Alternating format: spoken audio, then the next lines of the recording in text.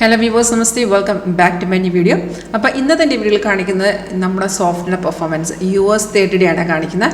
അപ്പോൾ ഞാനിപ്പോൾ കാണിക്കുന്ന ലൈവ് മാർക്കറ്റിൽ എടുക്കുന്ന വീഡിയോ തന്നെയാണ്, പെർഫോമൻസ് തന്നെയാണ്. അപ്പോൾ നിങ്ങൾക്ക് ഇത് ലൈവായിട്ട് കാണിക്കുന്ന ഒരു സ്ട്രാറ്റജി എങ്ങനെയാണ് ലൈവ് മാർക്കറ്റിൽ നമുക്ക് സിഗ്നൽസ് കാണിക്കുന്ന പിക്ക് ചെയ്ത് കാണിക്കുന്നതെന്ന് കാണാനോ അതുപോലെ ഈ സ്ട്രാറ്റജി പഠിക്കാനോ, അതായത് ഈ ഒരു സ്ട്രാറ്റജിയിൽ വെച്ച് ട്രേഡ് എങ്ങനെ നമ്മൾ ട്രേഡിംഗ് ടേമിൽ എടുക്കും, ഇതൊക്കെ പഠിക്കാൻ താല്പര്യമുണ്ടെങ്കിൽ വീഡിയോ താഴെ ഡിസ്ക്രിപ്ഷൻ ബോക്സിൽ കോൺടാക്ട് ഡീറ്റെയിൽസ് കൊടുത്തിട്ടുണ്ട്.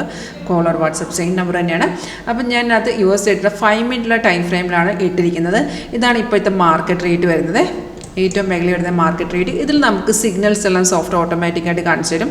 ആ വരുന്ന സിഗ്നൽസിൽ ഒരു കൺഫർമേഷൻ ഉണ്ടെങ്കിൽ മാത്രം നമ്മൾ എടുത്തേച്ചാൽ മതി. ആ കൺഫർമേഷൻ എങ്ങനെ കിട്ടുമെന്ന് വെച്ചാൽ സോഫ്റ്റിൽ തന്നെ അത് കാണിക്കുന്നത്. അപ്പോൾ ഞാൻ പറഞ്ഞുള്ള സിഗ്നൽസ് ഓട്ടോമാറ്റിക്കാണ്. ആ സിഗ്നൽ വരുമ്പോൾ തന്നെ നമുക്ക് നോട്ടിഫിക്കേഷൻ വരും, അലേർട്ട് മെസ്സേജ് വരും, സൗണ്ട് കേൾക്കാൻ പറ്റും.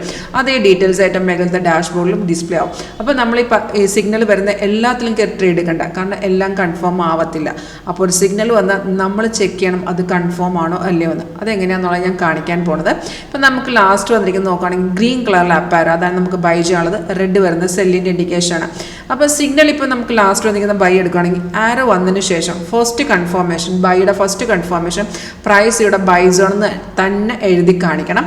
സെക്കൻഡ് കൺഫർമേഷൻ ആരോടെ താഴത്തെ ഈ ബാറില്ലേ, അത് നമ്മുടെ കൺഫർമേഷൻ ബാറാണ്. അത് എന്തായിരിക്കണം, സിഗ്നലിൻ്റെ ഫേവറിലായിരിക്കണം. ബൈ ആണെങ്കിൽ അത് ഗ്രീൻ തന്നെ ആയിരിക്കണം. ഇപ്പോൾ രണ്ട് കൺഫർമേഷൻ ഓക്കെ ആണോ ആ ട്രേഡ് നമുക്ക് പിക്ക് ചെയ്യാൻ നടത്താം.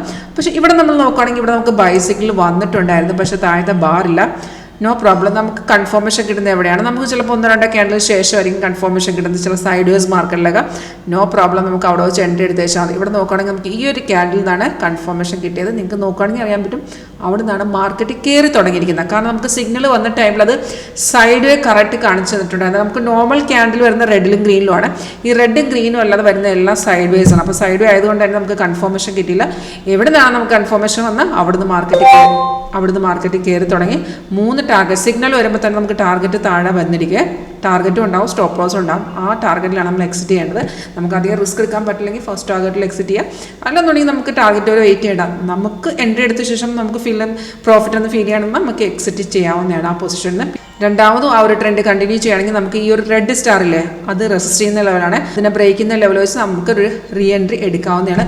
വളരെ സിമ്പിളായിട്ട് മനസ്സിലാക്കി പഠിക്കാവുന്ന ഒരു സ്ട്രാറ്റജി. ഒന്ന് ട്രൈ ചെയ്ത് നോക്കാൻ താല്പര്യമുണ്ടെന്നുണ്ടെങ്കിൽ കോൺടാക്ട് ചെയ്യുക. കോൺടാക്ട് ഡീറ്റെയിൽസ് കൊടുത്തിട്ടുണ്ട് താഴെ, കോൺടാക്ട് ചെയ്യുക. Thank you.